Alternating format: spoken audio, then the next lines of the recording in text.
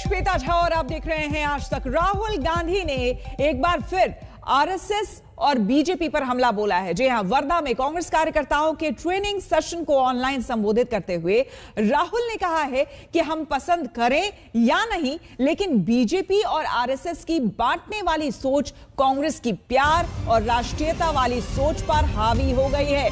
हमें यह भी मंजूर करना होगा कि कांग्रेस की विचारधारा जिंदा है, पर इस पर बीजेपी आरएसएस की विचारधारा हावी हो गई है। तो आपको हम बता दें कि वर्चुअल ये संवाद हो रहा था राहुल गांधी का वर्धा में, और वहां पर उन्होंने ये बातें कही है। उन्होंने साफ तौर पर कहा कि बीजेपी आरएसएस की सोच हमारी सोच पर हावी है और इस बात को हम लोगों को स्वीकार करना होगा। तो राहुल गांधी ने एक बार फिर से आरएसएस और बीजेपी पर निशाना साधा है और साफ तौर से इस वर्चुअल मीटिंग के दौरान उन्होंने ये बातें कही। वर्धा में कांग्रेस कार्यकर्ताओं के दरअसल एक वहां पर ट्रेनिंग सेशन हो रहा था जिसे राहुल गांधी संबोधित कर रहे थे।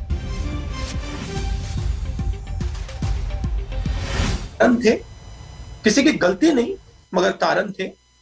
मगर अब समय आ गया है कि हमने अपनी विचारधारा को अपने संगठन में गहरा करना है। इसके लिए हमें 100, 200, 300, 400 लोगों की जरूरत है जो इस विचारधारा को गहराई से समझें और अपनाएं, इस विचारधारा को बन जाएं। उनमें से आप मेरे सामने बैठे हो और हमारा लक्ष्य इस विचारधारा को पूरे हिंदुस्तान में फैलाने का है, समझाने का है और हमारे जो कार्यकर्ता हैं उनसे इस विचारधारा को कोने कोने तक पहुंचाने का है। तो राहुल ने विचारधारा की बात की, लेकिन दूसरी तरफ देखिए यहां पर किस तरह की विचारधारा सामने आई है। एक तरफ सलमान खुर्शीद ने किताब लॉन्च किया, बुक रिलीज के बाद देखिए किस तरह से बवाल हो गया है। मुंबई में बीजेपी विरोध प्रदर्शन करते हुए सड़कों पर आज नजर आई, तस्वीरें आप देख रहे हैं। और यह कहा जा रहा है, यहां तक कहा जा रहा है कि क्या सलमान खुर्शीद ने जो बातें की है, क्योंकि उनके किताब से जो क्रक्स निकलकर सामने आ रहा है, जो कुछ बातें उन्होंने लिखी है, उसमें हिंदुत्व या हिंदुओं को बोको हराम और आईएसआईएस जैसे आतंकी संगठनों से कहीं ना कहीं जोड़कर दिखाया गया है, लिखा गया है। और इसी बात को लेकर बवाल मच गया है, जिसको लेकर बीजेपी ने आज मुंबई में जमकर यहां पर उनके कार्यकर्ताओं ने प्रदर्शन किया है। इसमें सवाल ये भी अब उठ रहे हैं, बीजेपी कार्यकर्ताओं ने, बीजेपी नेताओं ने उठाए हैं कि क्या कांग्रेस इस बात को लेकर के सफाई दे कि सलमान खुर्शीद की बातों को या उनकी बातों से वो इत्तेफाक रखते हैं। राहुल गांधी ने आज और क्या कुछ कहा है, जरा सुनिए। कम्युनिस्ट हो और फिर आप कहते हो कि आप कम्युनिस्ट विद चाइनीज कैरेक्टरिस्टिक्स हो, तो आप मुझे ये बता दो, आप कम्युनिस्ट हो या आपके पास चाइनीज कैरेक्टरिस्टिक्स हैं? दोनों तो हो नहीं सकते, क्योंकि अगर आप कम्युनिस्ट हो तो फिर आपको कम्युनिस्ट ही कहलाना चाहिए। तो मुस्कुराने लगे। तो यही सिंपल सी लॉजिक है। अगर आप हिंदू हो तो हिंदुत्व की क्या जरूरत, ये नए नाम की क्या जरूरत? और ये जो हमारी विचारधारा ये पुरानी है। इसमें मैं मानता हूं कि जिस शक्ति को हम शिव कहते हैं, शिवा कहते हैं, उसका ये एक प्रतीक थे। कबीर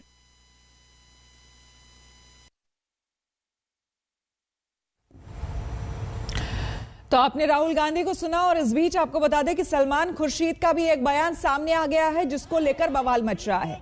सलमान खुर्शीद ने एक भाषण के दौरान यह कह दिया कि जितने लोग राम का नाम लेते हैं या राम का नारा लगाते हैं, वो लोग देखिए वो लोग दरअसल निशाचर हैं। कांग्रेस के नेता राशिद अल्वी के एक बयान को लेकर जैसा कि आपको बताया कि बवाल हो गया है। राशिद अल्वी का एक वीडियो बीजेपी नेता अमित मालवीय ने ट्वीट किया है। इसमें वो कथित तौर पर जय श्री राम कहने वालों को निशाचर बता रहे हैं, लेकिन अल्वी ने पलटवार किया है कि मालवीय ने उनके बयान का सिर्फ एक हिस्सा जारी किया। जय श्री राम का नारा लगाते हैं वो सब मुनि नहीं, वो निश्चय है। होशियार रहने की जरूरत है। उधर रावण एक राक्षस को संत बना के भेज देता, उसे तो वक्त खराब करना था कि सवेरे से पहले संजीवनी बूटी आनी नहीं चाहिए। हनुमान जी ऊपर जा रहे, वो राक्षस नीचे बैठ के जय श्री राम का नारा लगा रहा। आजकल तो बहुत लोग लगाते हैं, ये अलहदा बात है आचार्य जी। आज जो जय श्री राम बोलते वो बगैर स्नान के बोलते। एक मगरमच्छ पांव पकड़ लेता हनुमान जी, वो उसे किसी ने श्राप दिया था, वो एक अप्सरा थी। वो अप्सरा बन जाती है और वो हनुमान जी से कहती है, हनुमान क्यों वक्त खराब कर रहे हो, तुम्हें तो सूरज निकलने से पहले जाना है संजीवनी बूटी लेकर। और ये जो सामने बैठा है जय श्री राम कह रहा है मुनि नहीं, ये निश्चर घोरा, ये मुनि नहीं है, ये तो घोर राक्षस है। काल की धाम में मेरा भाषण है, वहां पे सैकड़ों संत बैठे हुए थे। उन्होंने मुझे आशीर्वाद दिया मेरे भाषण के बाद, और मैंने हरगिज ये नहीं कहा कि जय श्री राम बोलने वाला हर आदमी राक्षस होता है। मैंने कहा है कि जय श्री राम बोलने वाला हर आदमी मुनि नहीं होता है। श्री राम एक आस्था का नाम पे, उन पे राजनीति नहीं की जा सकती। मैंने ये भी कहा है कि देश के अंदर सही माने में राम राज्य आना चाहिए, जहां पे नफरत का नामो निशान नहीं होना चाहिए। भारतीय जनता पार्टी की तो आदत है कि वो एक एक लफ्ज निकाल के उसको एक्सप्लॉइट करते। आपको बता दें कि हिंदुत्व की तुलना आतंकी संगठन इस्लामिक स्टेट और बोको हरम से करने वाले कांग्रेस नेता सलमान खुर्शीद पर सियासत तेज हो गई है। इस मामले में आज मुंबई में बीजेपी ने प्रदर्शन भी किया। कहा जय श्री राम ये नारा नहीं है, जय श्री राम हमारे रगों रगों में चलने वाला हमारा मंत्र है, हमारी आस्था है, हमारी श्रद्धा है। अब जिनकी आंखों को, जिनके कानों को जय श्री राम ये नारा पसंद नहीं है, तो जाए जहां जय श्री राम का नारा नहीं लगता ऐसे भूमि पर जाए, बिल्कुल जाए। हिंदुस्तान में रहना होगा तो हर धर्म का सम्मान करना होगा। जय श्री राम के प्रति इस प्रकार की कोई भी आपत्तिजनक बयान हम सहेंगे नहीं। रुक करेंगे अगली खबर का। आपको बता दें, मध्य प्रदेश के गृह मंत्री नरोत्तम मिश्रा ने भी सलमान खुर्शीद की किताब में कही गई बातों को लेकर उन पर निशाना साधा है। तो निंदनीय पुस्तक उन्होंने छापी है। दरअसल हिंदुत्व को खंडित करने का, हिंदू को जाति में बांटने का कोई अवसर ये लोग छोड़ते ही नहीं। अपने भारत देश को खंडित करने का, भारत तेरे टुकड़े होंगे इंशाअल्लाह इंशा वाले के बाद सबसे पहले राहुल गांधी गए थे ना, वो वही विचार है जिसको सलमान खुर्शीद आगे बढ़ा रहे हैं। और अब देखिए आजादी पर कंगना रनौत के विवादित बयान पर सियासत।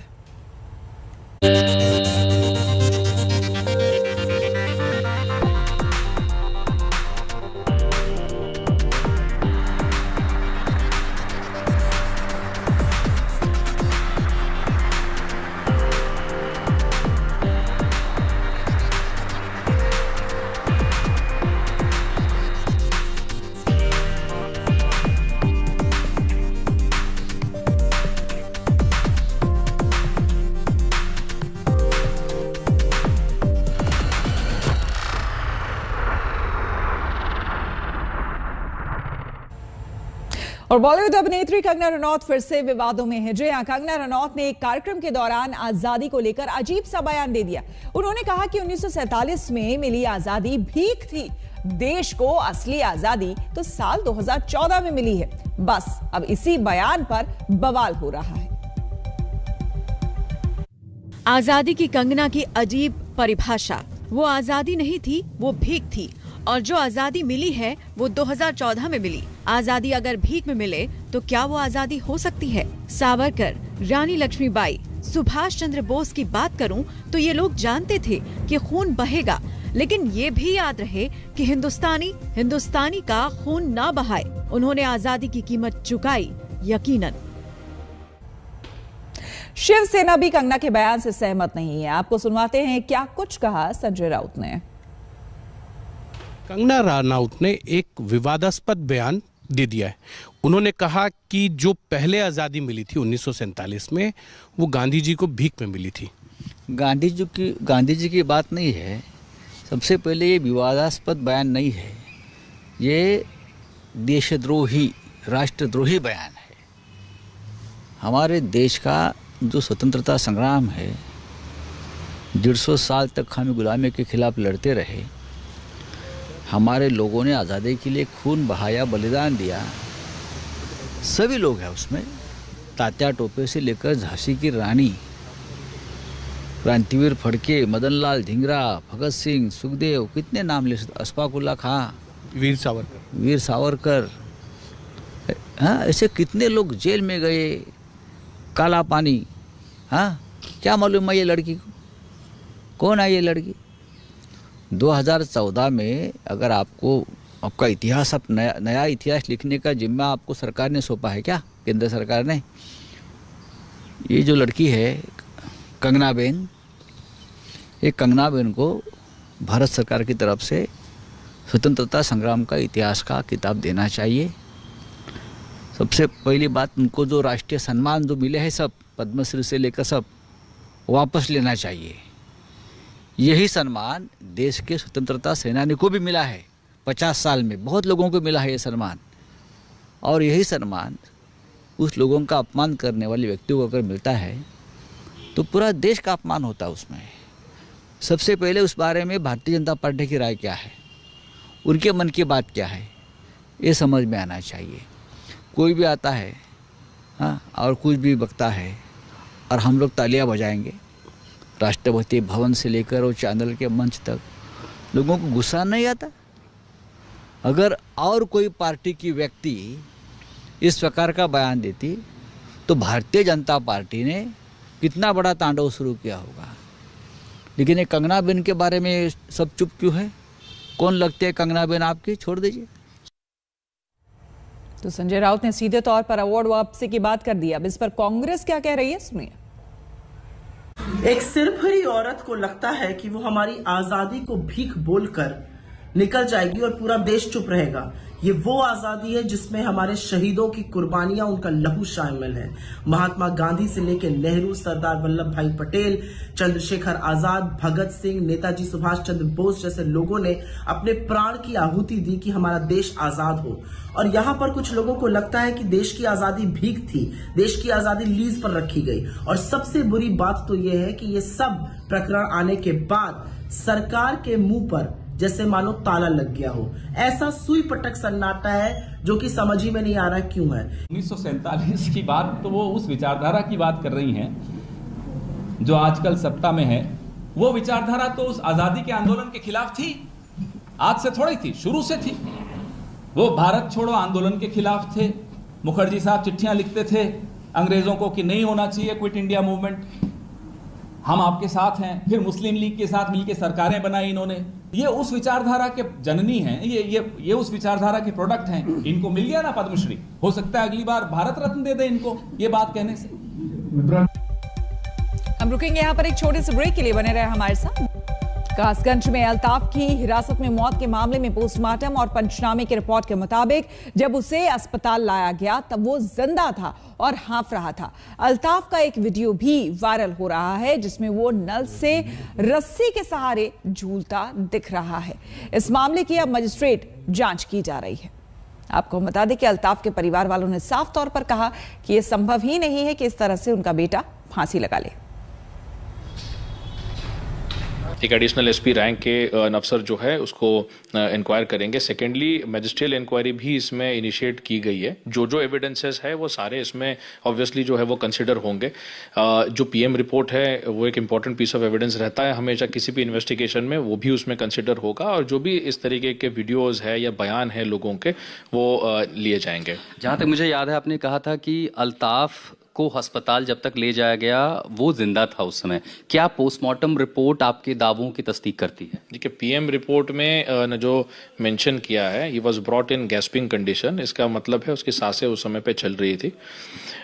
जो बात वहाँ से पुलिस स्टेशन से जो बात पता चली है कि जब इस तरीके से उसको पाया गया था तो उसको तुरंत इमीडिएटली गाड़ी में रख के उसको अस्पताल जो है वो पहुंचाया गया था। उनके ऊपर उस समय पे प्राथमिक उपचार भी चले, अनफॉर्चुनेटली उनकी वहाँ पे डेथ हो गई थी। हमने जो रिपोर्ट दिखाई, जिस वीडियो को हमने दिखाया, क्या ये वीडियो आप कह सकते हैं कि उसी पुलिस स्टेशन का था, उसी लॉकअप, उसी कस्टडी का है?